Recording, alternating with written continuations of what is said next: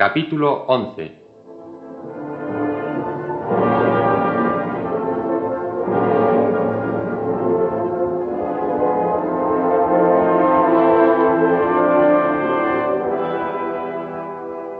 Franz de Épinay, que está en Roma para pasar el carnaval con su amigo Alberto de Morcerf, escuchó una conversación entre dos misteriosos personajes en las ruinas del Coliseo.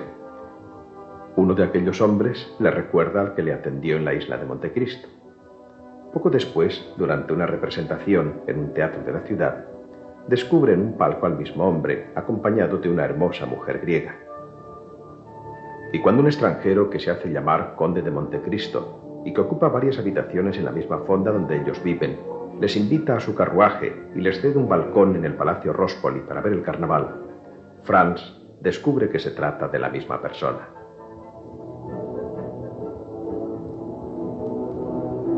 Señores, perdonadme que haya dado lugar a que os adelantéis en la visita que yo pensaba haceros. Queríamos daros las gracias, señor conde, pues nos sacáis de un gran apuro, cediéndonos sitio en vuestro carruaje y en un balcón del Palacio Rospoli. Va. La culpa de que hayáis estado tanto tiempo con esa preocupación la tiene este imbécil de posadero Pastrini, que no me ha hablado antes de vuestro problema. La verdad es que estoy un poco aislado aquí en Roma y andaba buscando cualquier disculpa para hacer conocimiento con mis vecinos. Así que estoy encantado de poder ofreceros mis servicios. Me ayuda a escapar del aburrimiento. Franz no había encontrado aún una sola palabra que decir. No estaba seguro. No estaba completamente seguro de que aquel personaje tan cortés y despreocupado a la vez fuera el mismo del Coliseo, del palco y de la isla. De la misma manera que le he reconocido yo, tenía que haberme reconocido a él. Pero no he hecho ni un maldito gesto de sorpresa. Aunque si este es el hombre al que sorprendí entre las sombras del Coliseo, cuando prometía salvar la vida de uno de los condenados a muerte, ese tal Pipino.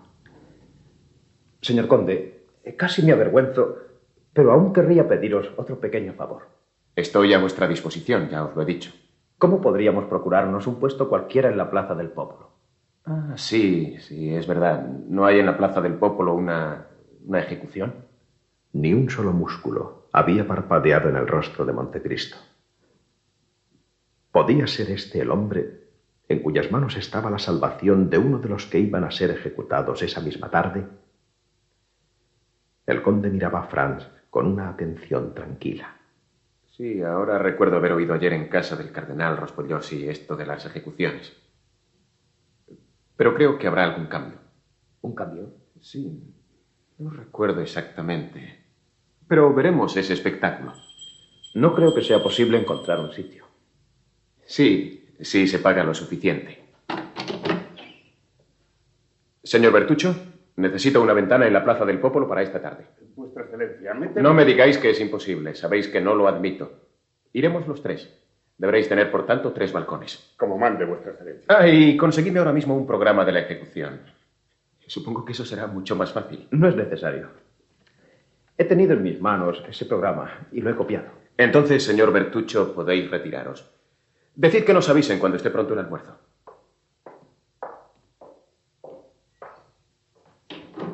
Serán ejecutados hoy, 22 de febrero, los llamados Andrés Rondolo, culpable de asesinato en la persona de don César Torlini, canónigo de la iglesia de San Juan de Letrán, y el llamado Pipino, convicto de complicidad con el detestable bandido Luigi Vampa.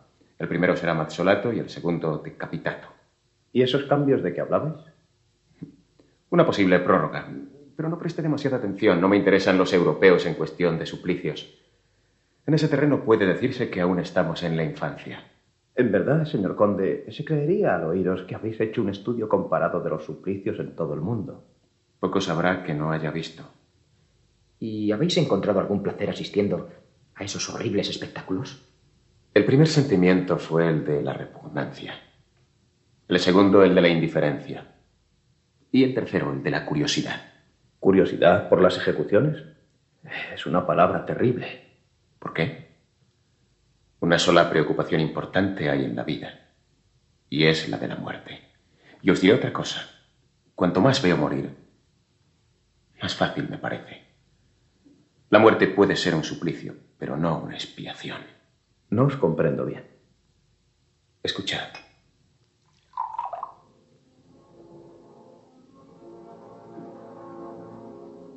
En el rostro del conde se dibujó una extraña expresión de odio, disimulada apenas por el gesto de servirse una copa de licor. Si un hombre hubiese hecho perecer por medio de un tormento atroz a vuestro padre, a vuestra madre, a vuestra prometida, a uno de esos seres que cuando se les separa dejan en el corazón una llaga siempre sangrienta, un vacío eterno, ¿creeréis que os será reparado el daño con la muerte de ese hombre en la guillotina con solo algunos segundos de dolor físico? ¿Compensaría eso vuestros años de mortales sufrimientos? Sí, ya lo sé. La justicia humana es tan insuficiente como consoladora. Solo puede derramar sangre a cambio de la sangre. Y eso ocurre en los delitos que la sociedad castiga. Pero no hay millones de dolores con los que pueden ser desgarradas las entrañas de un hombre sin que las leyes le ofrezcan un medio de venganza. Sí. Y para castigar y vengar en esos casos está tolerado el duelo. El duelo. Buen modo hace mía de vengarse. Un hombre ha seducido a vuestra mujer o ha deshonrado a vuestra hija. Vuestra vida feliz ha sido cambiada en un momento por una existencia de dolor, de miseria o de infamia. ¿Y os creéis vengado porque a ese hombre que ha esparcido el dolor en vuestro corazón le habéis dado una estocada en el pecho o introducido una bala en la cabeza? Vamos. Sin contar con que a menudo es él quien sale triunfante de la lucha y por tanto lavado de su mancha a los ojos del mundo. ¿Con que no os batiríais en duelo? Sí. Entendámonos. Me batiría por una miseria, por un insulto, por una bofetada. Y por cierto, lo haría con el mayor desprecio, porque gracias a la habilidad que he adquirido en todos los ejercicios de armas y a la costumbre que tengo del peligro, estaría casi seguro de matar a mi adversario. Pero siempre por cosas pequeñas. Ahora bien, por un dolor lento, profundo, infinito, devolvería, si me fuera posible, un dolor semejante al mío. Ojo por ojo, diente por diente.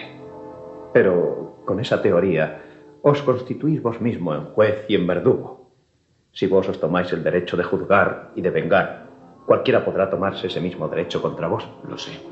El odio es ciego, conde, y la cólera aturde. Y el que toma a su cargo la venganza, sabéis que se arriesga al final a beber un amargo brebaje. Lo sé muy bien.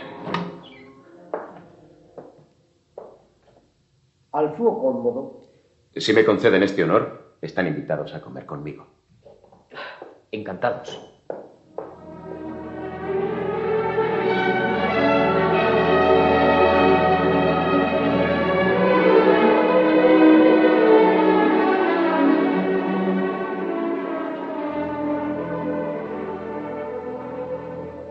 Durante el almuerzo, que era excelente y servido con un delicado esmero, Franz buscó con los ojos la mirada de Alberto para leer en ella la impresión que no dudaba habrían producido en él las palabras de su anfitrión. Pero su amigo solo se ocupaba de hacer los honores al excelente menú. En cuanto al conde, no cesaba de mirar a Alberto, y como si éste le inspirase cierta preocupación, apenas tocaba cada plato. Podría decirse que al sentarse a la mesa con sus convidados, cumplía solamente un sencillo deber de política. Acabado el almuerzo, el mismo criado volvió a entrar en la estancia. Excelencia, un hombre vestido de penitente pregunta si puede hablar. Ah, sí, ya sé lo que es. Señores, si quieren pasar al salón, allí encontrarán excelentes cigarros de La Habana. Al instante me reúno con ustedes. Los dos jóvenes salieron por una puerta, mientras el conde salía por la otra. Una vez en el salón, Alberto se acercó a la mesa central y abrió una cigarrera de ébano tallado y marfil. Fíjate, Franz, verdaderos habanos. Alberto, ¿qué pensáis del conde de Montecristo? ¿Qué pienso? Pienso que es un hombre encantador, que hace los honores de su casa a las 1000 maravillas, que ha debido de estudiar y reflexionar mucho, y que posee excelentes cigarros. Pero, ¿no habéis notado nada especial? ¿Qué? La atención con que os miraba. A vuestra disposición, señores. Vámonos a la Plaza del Popolo.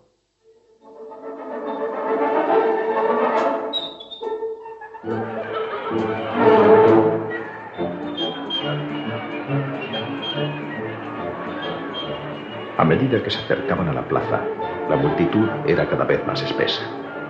Por encima de las cabezas de aquella turba bullanguera se veían alzarse dos cosas. El obelisco, rematado en cruz, que indica el centro de la plaza, y delante del obelisco los dos terribles potros del patíbulo. Uno de ellos con un grueso tronco de madera para el que había de morir bajo el golpe de la maza. Sobre el otro se alzaba la guillotina. Al llegar a la plaza, Bertuccio, el mayordomo del conde, se acercó a ellos. Excelencia, conseguí lo que deseaba, pero he tenido... No me habléis de eso. Perdonadme un momento, señores. Montecristo llevó un momento aparte a su mayordomo y habló unas palabras con él.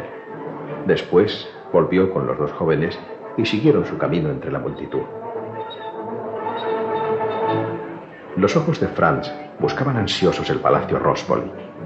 No había olvidado la señal convenida en el Coliseo entre el hombre de la capa y el romano. Dos balcones con colgaduras de arco amarillo y un balcón en el centro con otra de damasco blanco y una cruz roja era la señal de que el hombre de la capa había conseguido salvar a ese Pipino. Allí están. Sí, los balcones que casualmente ha conseguido el mayordomo del conde son precisamente esos. Entonces, con toda seguridad, el conde y el hombre del Coliseo son la misma persona. Aquella es la casa. Vamos a llegar justamente al comienzo de las ejecuciones. ¿Es aquella del damasco blanco con una cruz roja? Sí, y los dos balcones de los lados, aquellos del damasco amarillo, también. Pasad y acomodamos. Luego nos disfrazaremos con esos trajes de payaso que están sobre las sillas.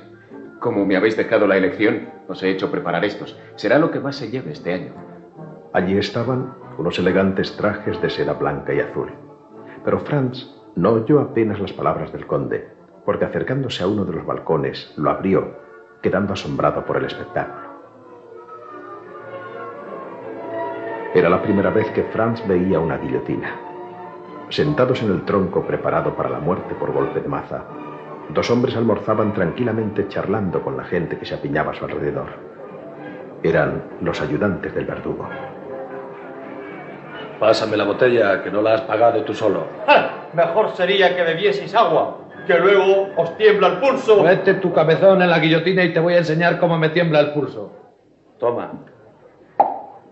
Parece que van a sacarlos ya. Buena noche habrán pasado en esa pequeña capilla de Nuestra Señora del Popolo. Sí, con dos curas para hacerles compañía. ¡Vamos, a apartarse! ¡Que vienen empujando a los carabineros! ¡Vamos! ¡Dejen paso! ¡Apártense! Hay que dejar un pasillo hasta el patíbulo. ¡Vamos! Y no puedo. ¿No ve que no me deja la gente? Yo le voy a hacer poder. ¡Más respeto!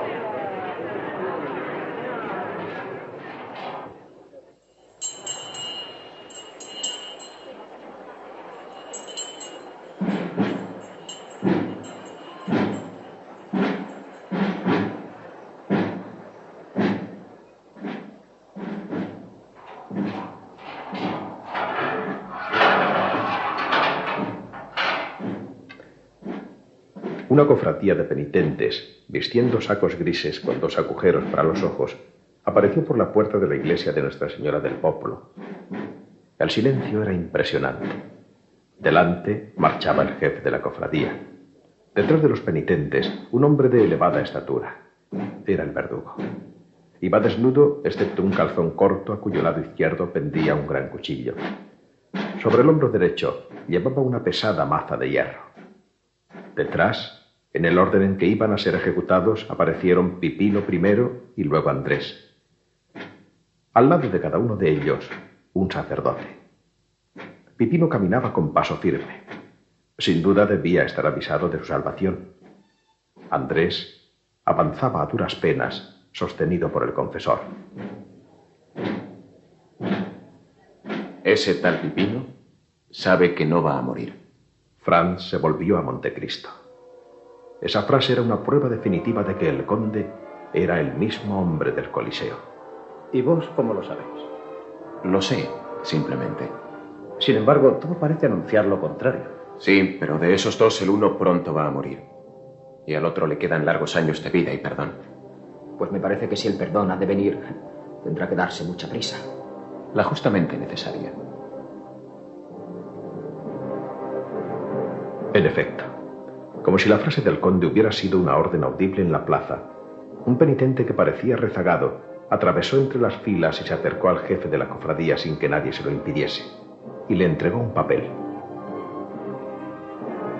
El jefe de la cofradía había levantado la mano. Se hizo un silencio absoluto.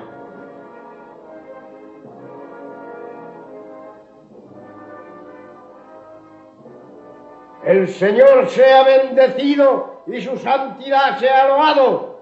¡Hay perdón para uno de los condenados! ¡Perdón! ¡Hay perdón! ¡Hay perdón para Pipino, el llamado Roca Priori! ¿Eh? ¿Perdón para Pipino? ¿Por qué perdón para él y no para mí? ¡Debíamos morir juntos! ¡No quiero morir solo! ¡No quiero! ¡No! El desgraciado se agarraba a los brazos de los sacerdotes, torciéndose, aullando, rugiendo y haciendo esfuerzos insensatos para deshacerse de las ligaduras. El verdugo hizo una señal a sus dos ayudantes, que bajaron del cadalso y se apoderaron del reo.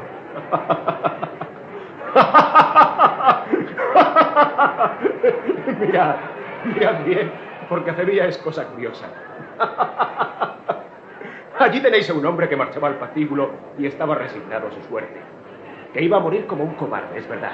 Pero que en fin iba a morir sin resistencia vergonzosa. ¿Sabéis lo que le consolaba? ¿Sabéis lo que le hacía sufrir con resignación? Que otro participaba de su angustia. Que otro iba a morir con él, o quizás antes que él. Pero, ¿cuál ha sido su primer grito al saber que al menos su camarada se salva? ¡Una blasfemia! ¡Honor al hombre! ¡Es rey de la creación!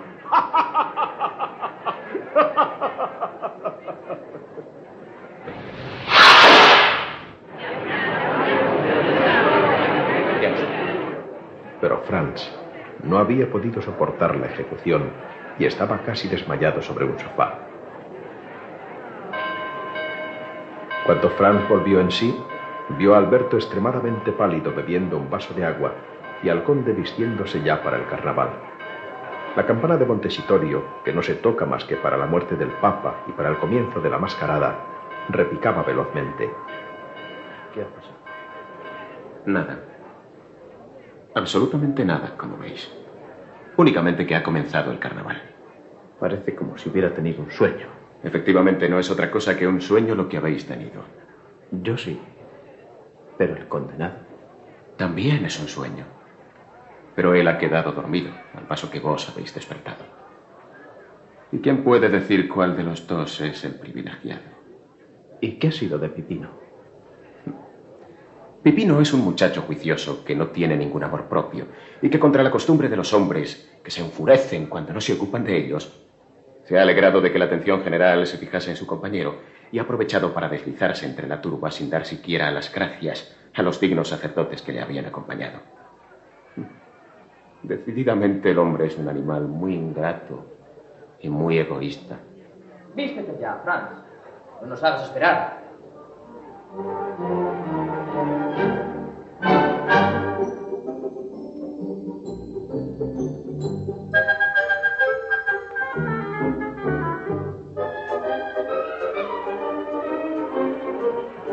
Montecristo y los dos jóvenes salieron a la calle. Una turba de máscaras aparecía por todas partes, escapándose por las puertas y descendiendo por los balcones. Los carruajes desembocaban por todas las calles cargados de pierrots, de figuras grotescas, de dominós, de marqueses, de arlequines, de caballeros, de aldeanos, de payasos. Todos gesticulando, lanzando huevos llenos de harina, confetis, ramilletes, atacando con palabras y proyectiles a conocidos y desconocidos, sin que nadie tuviese derecho para enfadarse, sin que nadie hiciese otra cosa más que reír. Montecristo, Franz y Alberto subieron a un carruaje que les esperaba repleto de dulces, confetis y ramilletes y enfilaron la calle del Corso entre la multitud.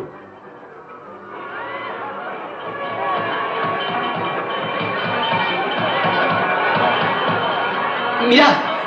¡Mirad esa rubia! ¡Ahí! En ese carruaje con aldeanas romanas. No es para tanto, Alberto. Os entusiasmáis enseguida. ¡Ay! Ha debido oíros la rubia, porque os ha llenado de harina, Franz. Vos tampoco le gustáis, Alberto. Os ha puesto perdido. ¡Maldita sea! Y ante semejantes verdades, tengo que sonreír. No hay más remedio. Pero no adelantéis acontecimientos, porque tras de las máscaras nunca se sabe si va a estar una verdad o alguien menos agraciada. A la segunda vuelta por la calle del Corso, el conde hizo detener el carruaje. Señores, cuando os canséis de ser actores y queráis ser espectadores, ya sabéis que disponéis de un sitio en mi balcón. Entre tanto, disponed de mi carruaje y de mis criados. Os estamos muy agradecidos, conde. ¡Diviértanse! Divertirse. Eso era lo que estaba haciendo en ese momento Alberto, que desde el carruaje parado estaba coqueteando con el de las aldeanas, también parado a su lado, hasta que las filas se pusieron en marcha.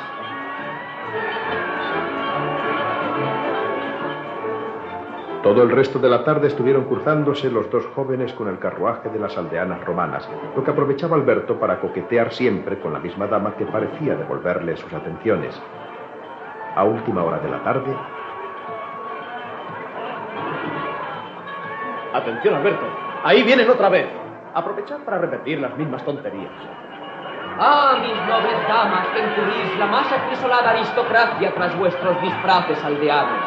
Permitid que este gusano, esta porquería... ¿Se os ha caído la careta? ¡De hombrecillo se dirija! ¿Qué? ¡Que se os ha caído la careta! ¡Ya! Bueno, pues habéis visto mi cara, oh bellas campesinas. No tengo más remedio que rendirme. ¡Ahí van todas nuestras armas! Y con un gesto solemne lanzó todas las flores de su carruaje al de las muchachas. Ellas, sin dejar de reír, lanzaron a Alberto un ramillete de violetas que el joven se colocó en un ojal de su traje de payaso.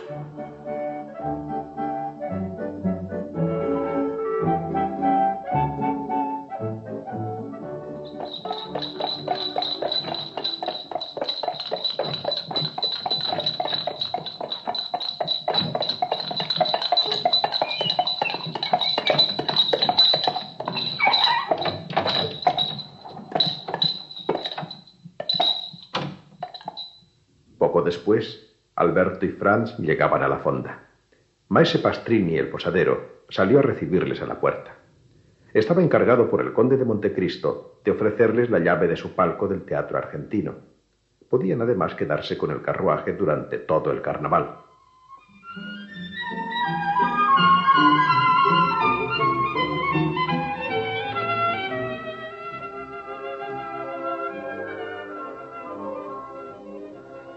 Al cambiarse de ropa para la cena y el teatro, Alberto guardó con el mayor cuidado su ramo de violetas. Perfectamente vestidos de etiqueta, llegaron al Teatro Argentino y se instalaron en el palco del conde.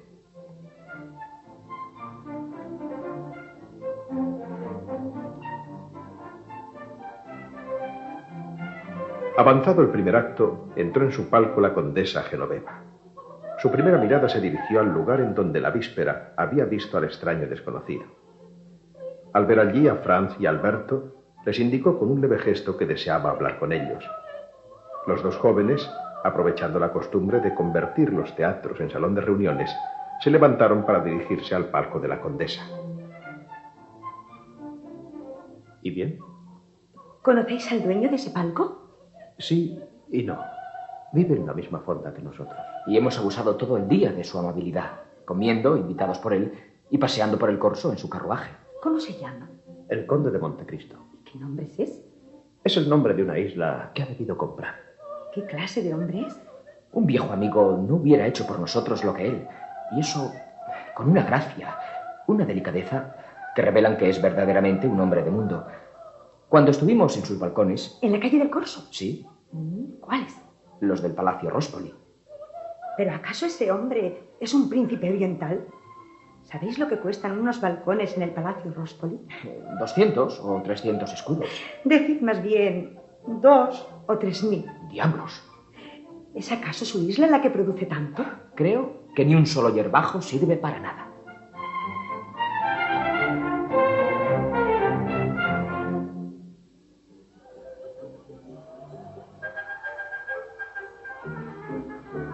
Franz y Alberto volvieron a la calle del Corso en el carruaje del conde de Montecristo.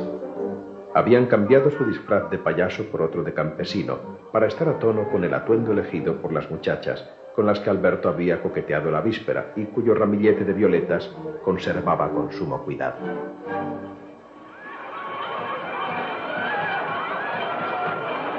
¡Otro ramillete!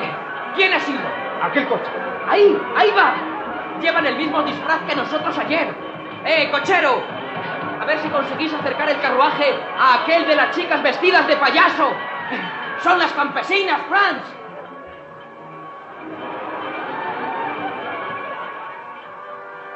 Tras algunos esfuerzos, los carruajes se acercaron lo suficiente para que Alberto pudiese devolverles el ajado ramillete del día anterior.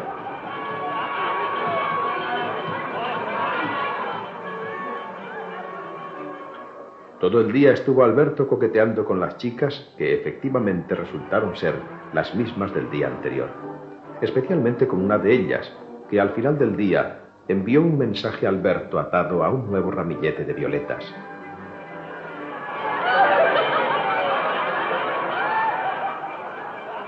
El martes por la noche a las 7, bajad de vuestro carruaje enfrente de la vía Pontefice y seguid a la aldeana romana que os haya quitado vuestro mocoleto, esa vela que los romanos llevamos encendida la noche que despedimos el carnaval. Para que pueda reconoceros, atad una cinta de color de rosa en el hombro de vuestro traje de payaso. Hasta entonces no me volveréis a ver. Constancia y discreción. Fantástico. ¿Qué os parece? Que mañana voy a tener que ir solo al baile del duque Bracciano. Pero no os quedéis pasmado. Haced señas de que estáis de acuerdo.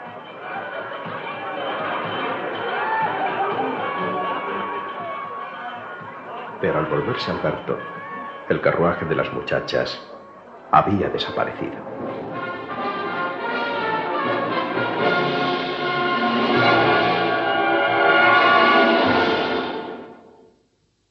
Han escuchado ustedes el capítulo correspondiente al día de hoy de El Conde de Montecristo, de Alejandro Dumas, en adaptación de Jesús Yagüe.